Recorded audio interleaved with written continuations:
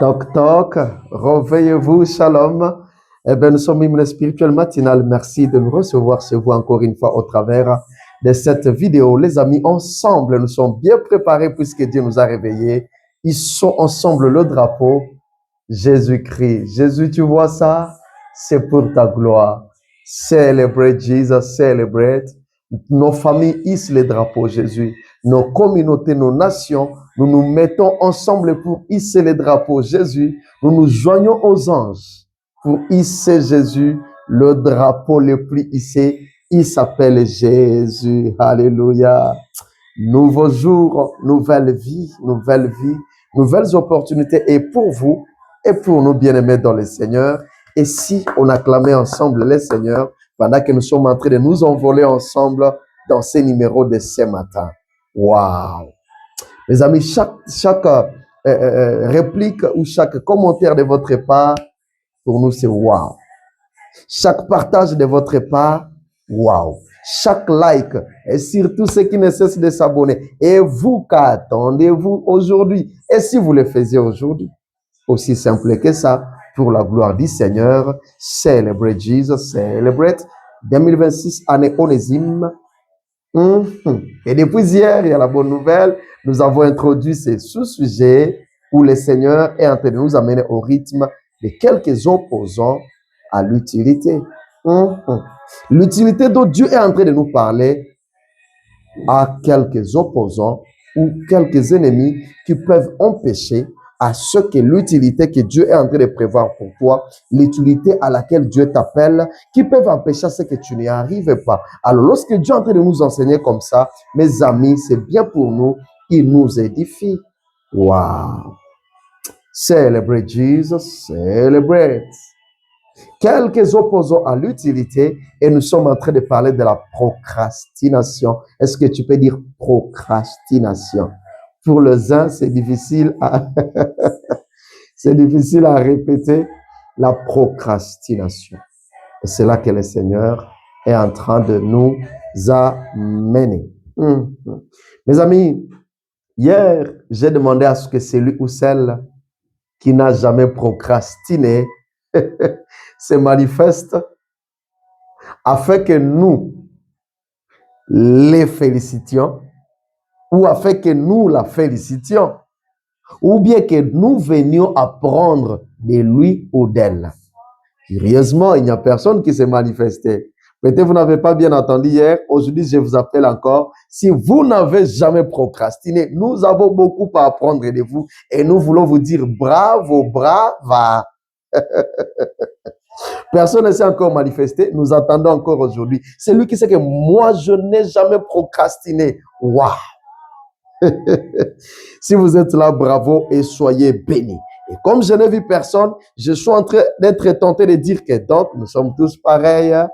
Vous êtes aussi comme moi? Ah oui, je ne vais pas vous mentir. Il m'arrive de procrastiner pas mal, mais c'est comme si les chants étaient en train de dire stop, stop, stop. La procrastination t'éloigne de ton utilité. Et c'est le message que le Saint-Esprit nous apporte et à toi et à moi. Et si on peut y arriver, alors mes amis, embrassons notre utilité. Gloire à notre Dieu. Mes amis, Dieu nous aide vraiment pour que nous puissions vaincre cet opposant qui est la procrastination, frères et sœurs. Alléluia. Mes amis, la procrastination, loin d'être une simple paresse, elle se nourrit de ce qu'on appelle la carence organisationnelle. Donc, derrière ça, ce n'est pas seulement une paresse, mais la procrastination à soi, c'est vraiment quelque chose de fort. Hein? Elle se nourrit de ce qu'on appelle la carence organisationnelle. Regardez tous les procrastinateurs, tous ceux qui vivent dans la procrastination. Vous allez voir que derrière là, il y a un manque d'organisation, il y a une carence organisationnelle. C'est-à-dire ici, les questions, mes amis, du manque d'une régulation personnelle.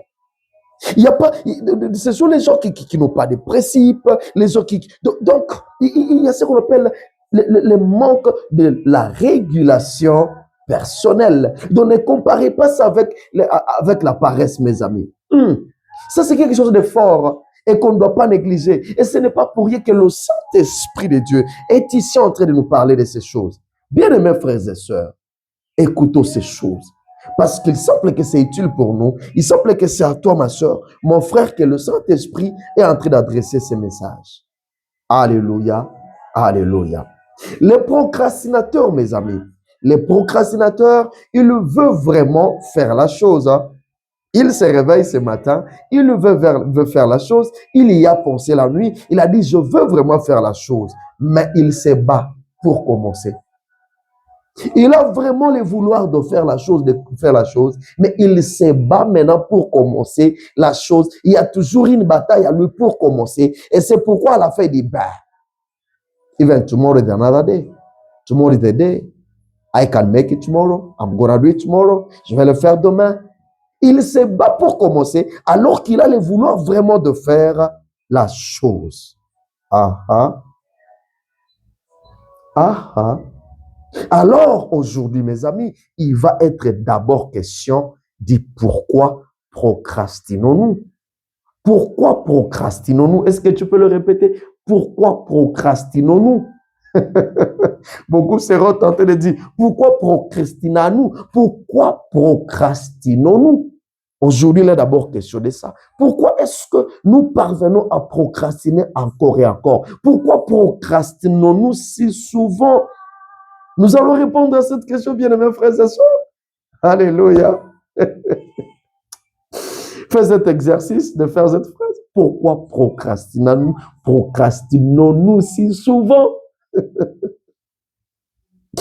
Et je ne pense pas monopoliser la parole à ce point ici. Je ne pense pas monopoliser la parole. Oh, que j'aimerais que nous soyons même face à face pour que je donne le micro à chacun et que chacun dise, parce que je pense et je suis sûr que vous savez les sous-bassements de votre procrastination. Vous savez les sous-bassements. Vous avez une idée sur la fréquente procrastination de votre part. Alléluia. Alors, je m'aimerais être vraiment face de vous et non être caché derrière cet appareil, mais j'aimerais être vraiment face pour que chacun de nous puisse donner un peu les idées, et parce que nous y réfléchissons. Pourquoi tu procrastines si souvent? Dans la réponse, même si on n'est pas ensemble, c'est simple de le dire. Même en commentaire, ça fera pas mal de dire oui, je me retrouve, mais je pense que c'est à cause de ça et ça et ça et ça et ça. Et ça va nous aider tous ensemble, que le Seigneur puisse nous aider. Alléluia. Je sais que quelqu'un connaît et qu'il va dire quelque chose. Mais mes amis, même si chacun peut avoir une raison, mais une vérité est commune à tous les procrastinateurs. Il y a une vérité commune à nous tous qui procrastinons. Quelle est cette vérité? Nous y arrivons, mes amis. Nous procrastinons pour esquiver le stress de la tâche. Si souvent, nous procrastinons par peur, nous voulons esquiver le stress de la tâche à remplir. Il y a une tâche que nous devons remplir, mais du coup, nous nous sentons tomber sous le stress de commencer cette chose-là et on dit,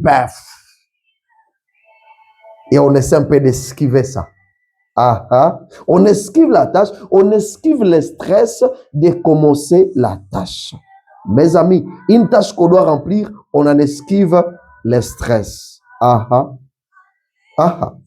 Et à ce moment-là, vous savez ce que nous disons? Nous disons, je me sens pas, je me sens pas en tout cas. Je peux ramener ces habits de la maison, je peux aller dans ces bureaux demain, je peux aller prendre ces cours demain, je me sens pas en tout cas. Je le ferai plus tard. C'est ce que nous nous disons. Je vois quelqu'un en train de rire là où il se trouve dans son coin, dans sa chambre, je ne sais pas où, parce que vraiment ça heurte ton cœur, ça te touche et tu te dis, ça c'est moi, pasteur. Ah oui, je n'ai rien à faire avec toi, mais c'est le Saint-Esprit qui est en train de te pomper. Il te parle parce qu'il veut que tu changes, il veut que tu ailles conquérir ton utilité. Et je prie au nom de Jésus-Christ que tu ailles à la conquête de ton utilité dans le nom de Jésus-Christ. Alléluia. Et pouf, mes amis, vous savez ce qui arrive? Pendant que nous croyons esquiver le stress, ce qui nous tombe dessus, écoutez, pouf, nous avons un certain soulagement pendant ce moment. parce que nous avons esquivé la tâche, nous avons un certain soulagement pendant ces moments et nous nous sentons soulagés de n'avoir pas commencé. Nous nous sentons dans un soulagement de ne nous être pas lancés à faire la chose tout de suite. On se sent un peu soulagé, on peut se rallonger dans son lit, se ramener dans son canapé et se prendre la télécommande et commencer à regarder, on prend son téléphone et puis on se sent un peu soulagé momentanément à cause de ne nous être pas lancés à faire la chose. On a un soulagement. N'est-ce pas, mes frères et sœurs? C'est bien, parce qu'il y a un petit soulagement. Mais mes amis, c'est là, mes amis, j'aimerais dire que cela découle à une culpabilité. Ah, vrai ou faux? Cela découle à une culpabilité. Cela découle à une anxiété. Cela découle à un remords. Cela découle à un regret profond. Vous vous êtes senti soulagé pendant un temps. Vous êtes revenu dans votre canapé, mais je vous assure que dans les minutes qui vont suivre, dans les temps après qui va venir, cela va engendrer un remords, cela va engendrer un regret profond, une culpabilité. Et qu'est-ce qui arrive? L'on se dit, ah, ça c'est ce qu'on va se dire, il y a des phrases qui viennent dans nos têtes. Pourquoi n'ai-je pas fait ça? À ce temps ici, j'aurais même fini, je l'aurais même accompli, j'aurais fait ça. Ça nous arrive si souvent, n'est-ce pas? Et là, quelqu'un me dit, Pasteur, tu parles de ma vie, hein? Tu parles de moi. C'est le Saint-Esprit qui te connaît de A à Z, c'est pas moi. Il te connaît comme il me connaît aussi. Alléluia. Ça nous arrive si souvent, mes amis. Bref, la procrastination consommée, la procrastination état consommée cause plus de stress que la tâche elle-même. Alléluia. C'est là où j'aimerais nous amener tout simplement. Lorsque vous avez consommé la procrastination, vous êtes dans votre canapé, vous croyez que vous avez esquivé, vous êtes soulagé. Mes amis, détrompez-vous. Vous ne vous êtes pas soulagé. Au contraire, vous êtes en train de bien préparer le stress plus que ce que la tâche elle-même vous aurait apporté. C'est là que le Saint-Esprit est en train de tirer nos oreilles tous ensemble, bien-aimés frères et sœurs. Alléluia, alléluia. Vous êtes enfants de Dieu, ceci vous concerne. Vous êtes enfant de Dieu, ceci est votre message. C'est pas un message de l'autre, c'est ton message, ma soeur. C'est ton message, mon frère. Toi et moi. C'est pas pour rien que nous tombons sur cette vidéo. Vous êtes enfant de Dieu, partout vous tombez sur cette vidéo. Ce message vous concerne, il n'est pas pour quelqu'un d'autre. Qu'est-ce que vous vient en tête quand vous lisez cette phrase prière du prophète Moïse? Si vous l'avez déjà lu une fois au moins. Qu'est-ce que vous vient en tête? Quelle est cette phrase? Le prophète Moïse dit ceci. Apprends-nous à bien compter nos jours, afin que nous appliquions notre cœur à la sagesse. Psaume 92. Je suis certain, je m'excuse, je suis certain que vous l'avez déjà lu. Alléluia. À quoi pensez-vous quand vous tombez sur cette phrase prière de Moïse? À quoi pensez-vous? Bien-aimé. Ne me dites pas, moi je pense au ciel. Ne me dites pas que vous pensez au ciel lorsque vous lisez cela, lorsque vous parlez de compter nos jours, et pouf, vos regards sont au ciel. Ne me dites pas ça quand même ce matin. Moi je pense au ciel, moi je pense au ciel. Ok, je n'en dis qu'on ne vient pas. Le ciel existe, c'est une réalité, le ciel existe. Ne me dites pas que moi je pense seulement au ciel, car on dit ça. Ok. Comment, mes amis, bien-aimés frères et sœurs, allez-vous continuellement penser au ciel alors que la terre que Dieu vous a donnée, la terre où Dieu vous a installé, vous n'y faites rien?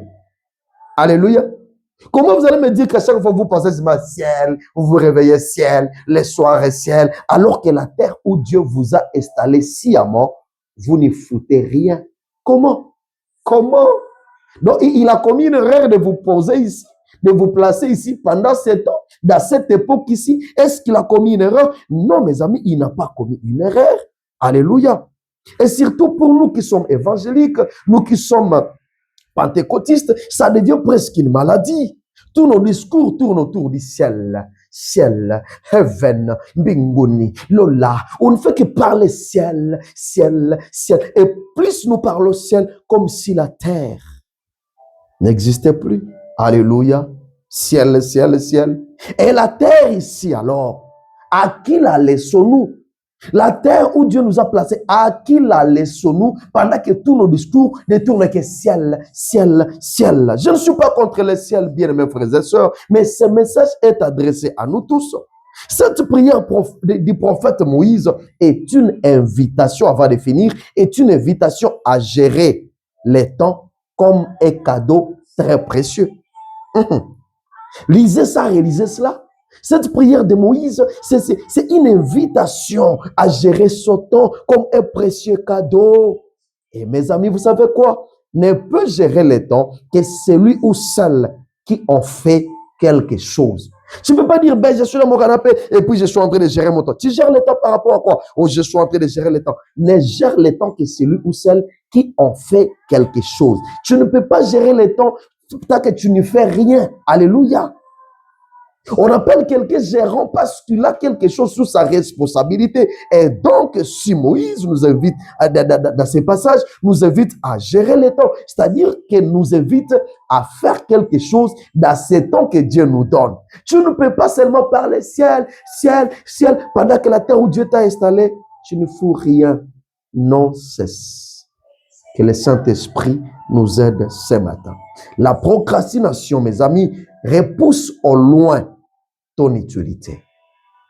À bon attendeur, saluto ce matin. Que Dieu vous bénisse et qu'il vous fasse du bien. Le Saint-Esprit est en train de nous enseigner. Rappelez-vous que chaque vendredi, nous allons commencer à avoir une prière d'ensemble. Abonnez-vous, envoyez cette émission à d'autres personnes. Dieu nous faisons grâce. On se retrouve à la prochaine. Bisous. Bye.